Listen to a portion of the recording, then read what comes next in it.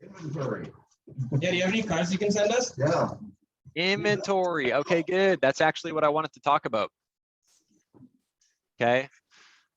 The first thing you have to do, and I want you guys to write this down, is I am responsible.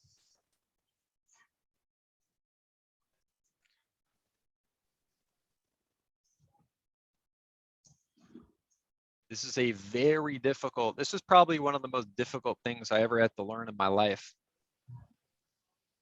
Because it's so easy to blame the customer, the economy, the inventory.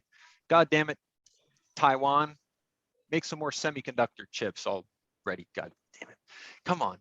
You know, it's very easy to blame everything but yourself. And it's very difficult. And what people often do not do is find ways to take responsibility for stuff. Okay. So if something is happening to you, do you have control over it? Yes or no? Mm-hmm. Yes. Well, do you, if you're like, oh, that's the inventory situation, I can't do anything about it. Are you in control at that moment?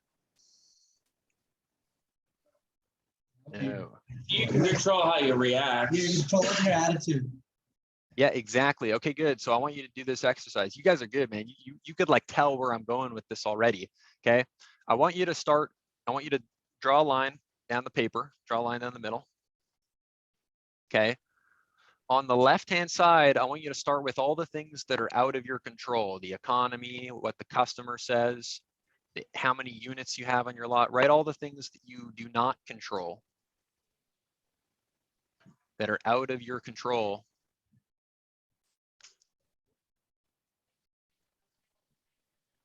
You know, your spouse's mood when you walk through the door. What are some things that you cannot control? And then I want you to write on the right side of the piece of paper all the things that you can control. By the way, sometimes you'll notice that you wrote something on the left-hand side and then you're like, oh, wait a minute. Eraser. That's actually on the right-hand side in certain ways. Maybe it's like in both columns. What I can't control on the left, what I can control on the right.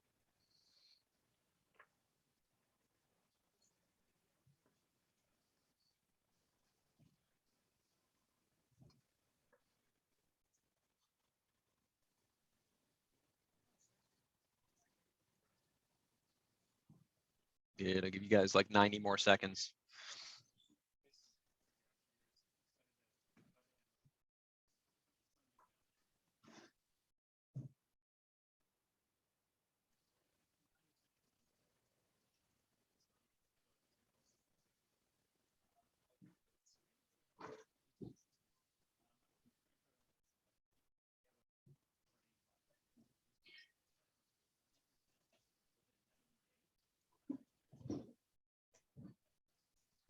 Okay, good, another 30 seconds.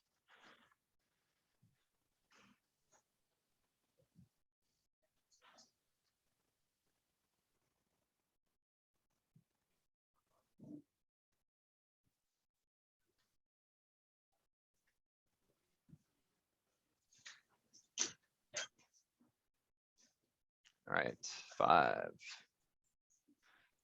2, 1. Okay, good. Okay, good. Awesome. Who had more on the left side than you do on the right side? Raise your hand. Oh, almost even. Who had it like roughly even? Who was like, it was almost even. Wow, interesting. Okay. Who had something they wrote on the left and they also wrote it on the right? Raise your hand. Okay, interesting. What was it? People's attitude, but you can help control their attitude as well. So it's either it's negative and a positive. They can be dominant, and you can sort of help to turn them around. So it's both. Right. Okay, good, good. So that's something, even when I said that example earlier, I'm like, you know, let's say the mood of your spouse, it's like, that's something that you can't control. Or can you control that? If you sent her flowers 40 minutes earlier, you know, how can you control it? Who had more on the right than they did on the left? Good. Okay, good. That's a good sign. Okay.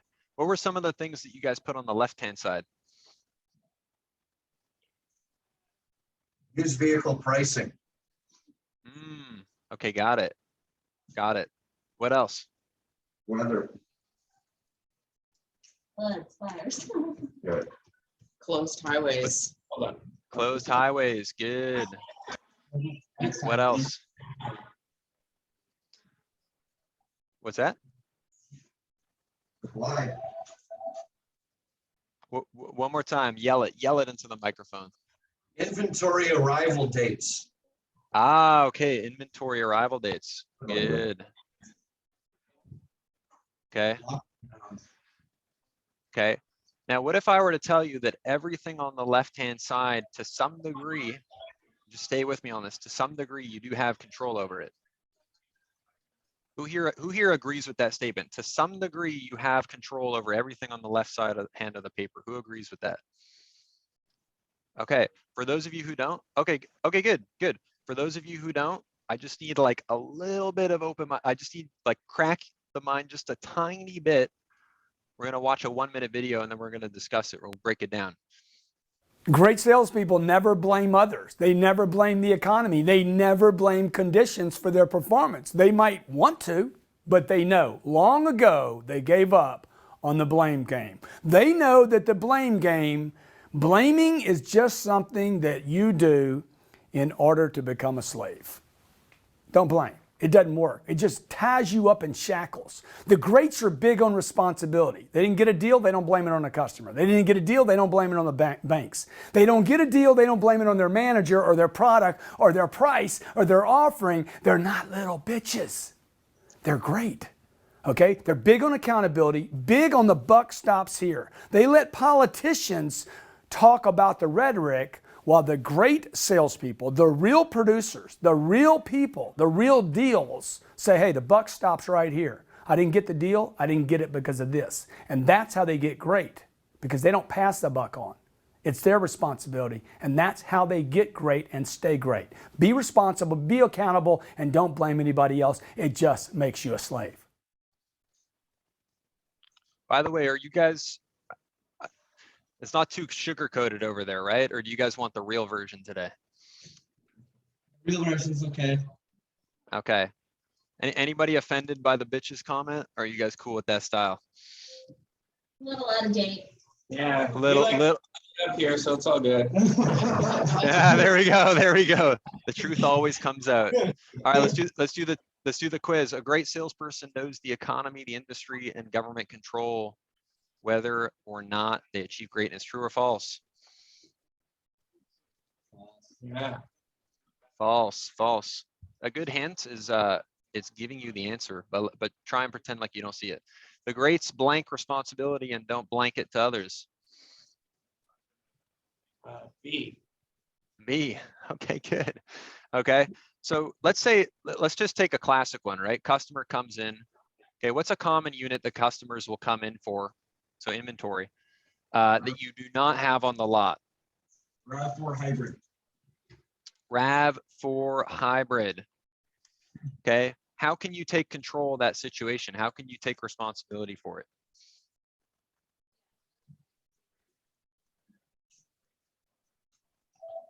You can help the customer, guide them through kind of what the ordering process is and what the normality of the situation is, and just treat it as normal and get an order and get them a RAV4 and carry on. There you go. That's the most simplest way. Okay, I'll give you guys a little secret. It is normal right now for it to take several months.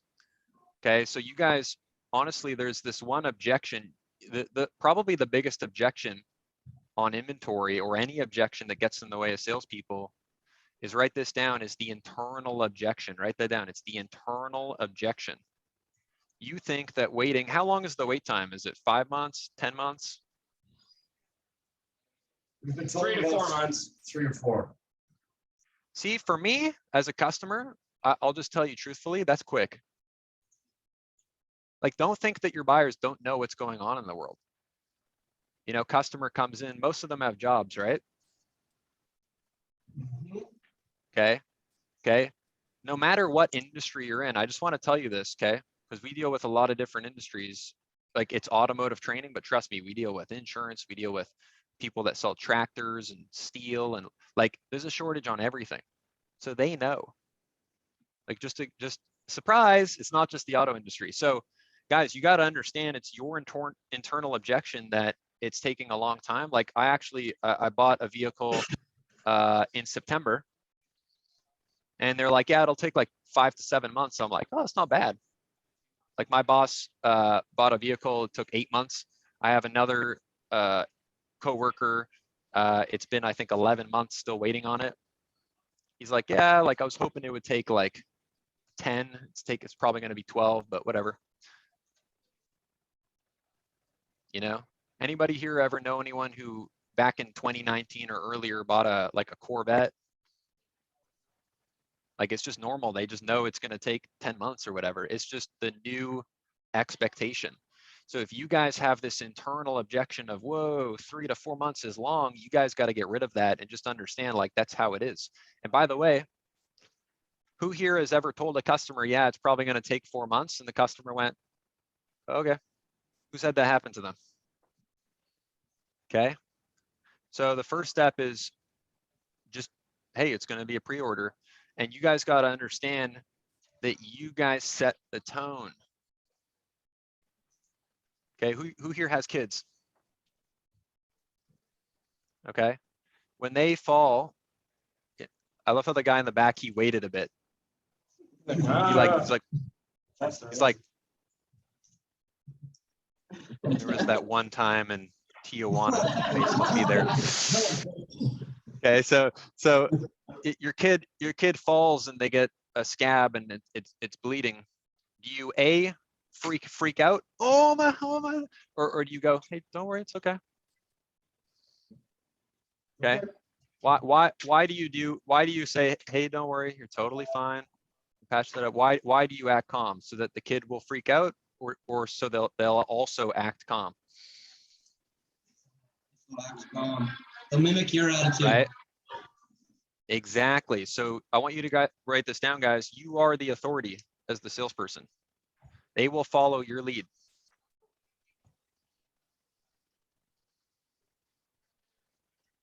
If you guys are internally freaking out, oh my God, that's a long time, they will pick up on that and freak out that it's a long time. Now it becomes real. It becomes a real objection. If you guys are calm, flat, yeah, it'll be like 4 months. They're like, okay. Who's ever done this? Yeah, absolutely, sir, follow me. And then the customer followed them. Who's done that? Raise your hand. Okay. Did you do it? Did you do it like this? Maybe if you want to come this way. Or did you say, yeah, follow me? Right. So it's the confidence. It's the I'm the authority. That's why I wear this fancy suit and tie, is because you guys don't know, but like sometimes I'm a little bit insecure. I go home at night, I think things over too much. So I gotta like, hey, at least on the outside, I look pretty confident. Okay, so this is something you guys got to take on, is like, hey, I am the authority. The customer is going to follow what I'm saying. There's a second option. If the customer comes in for a vehicle, let's say it's a RAV4 hybrid, and you do not have it, what else can you do? There's an alternative vehicle. Alternative vehicle, write that down, alternative vehicle. Okay, there's something that Grant says, like, you guys are looking at the training. I'm assuming this, but I'm just gonna say this. Some of you are looking at the training, you're like, I already did the training. Ever since 2020, it's a whole different game. You didn't do the training, you got to redo the training from a new perspective on how the world works now. So if you guys ever did this course called Road to the Sale,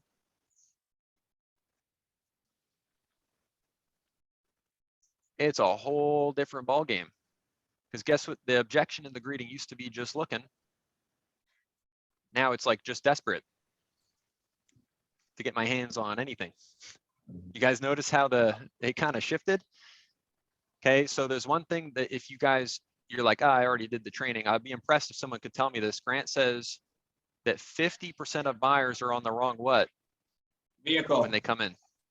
Good. Okay, good. What's your name on the left? Who said that? My name's Chris. Chris. Give Chris a round, guys. He's paying attention. He's paying attention. Let's go, Chris. Let's go, Chris. My man. Okay. Right. I think he actually says 80. Yeah, I think he says 80% of people. All right. Give Ryan. Okay, Give Ryan a round. 23. Give Ryan a round for not knowing his own training. Come on. Let's go. Let's go. Let's go. Yeah. Okay.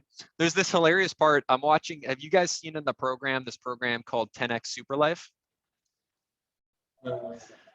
It's good. It's good. He's like, man, there's 4 levels of action. There's nothing.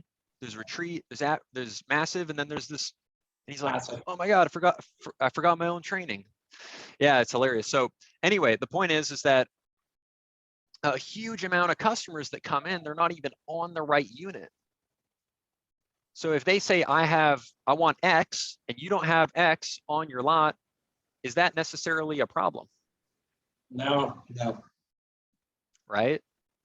So you always want to just use this training. How do I handle the objection and the greeting? Okay. I want to put the buyer at ease, right? Grant talks about that in the greeting.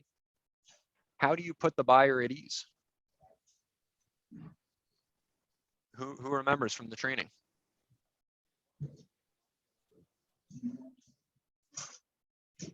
You talk about the weather. Oh, go ahead. Greeting. What's that? You just give them a nice warm greeting. Oh, you find something- You find something in common, and yeah. Yeah, common ground. So yeah, you do a warm greeting. That's important. But you want to put the buyer at ease by getting on common ground. Is the common ground the weather or how nice their blouse looks? A little bit of both. Come on, Chris, man, you let me down now. Come on. Okay, it's not, hey, how's the weather? I swear to God, I had a guy from TELUS on Friday call me and say, hey, how's the weather? Must be nice out there. I'm like, you need our training. The common ground is what? They need a vehicle. We have vehicles. They need info, and you have info. Yeah. Who There said you go. that? Me. Info. Who said that? Yeah. What's your name, man? My name's Cam. That's what it says in the training. Yeah, give Cam a round for knowing the training. That's good. That's good. Let's go, Cam. Yeah.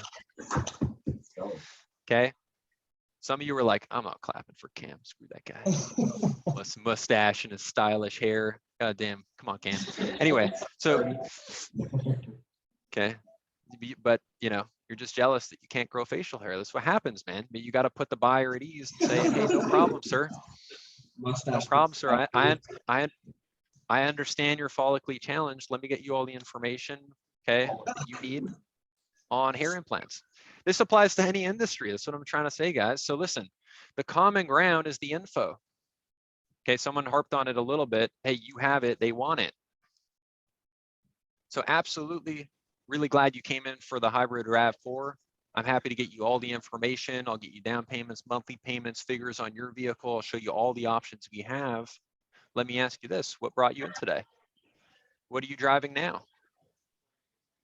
Right? Are you driving a RAV4 now? Yeah, I am. Awesome. Yeah, it's not the hybrid though. I honestly, I heard from a friend that it was good to have hybrid, but I don't even know if it's the right thing. I actually probably would, you know, look for something. And now you get into your fact find. What's the step after the greeting?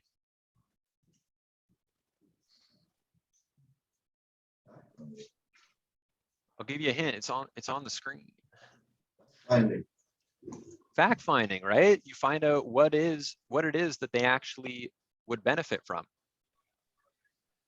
Who's ever had a customer that, like, by knowing them and their needs, like they came in and their choice of vehicle was just wrong for them? Who's ever had that happen to them? Like, yep, I have my 4th kid along the way. We need a lot of room. We do a lot of camping, and I'll take a look at the Supra. You're like, okay. So what's that? A 2-car deal.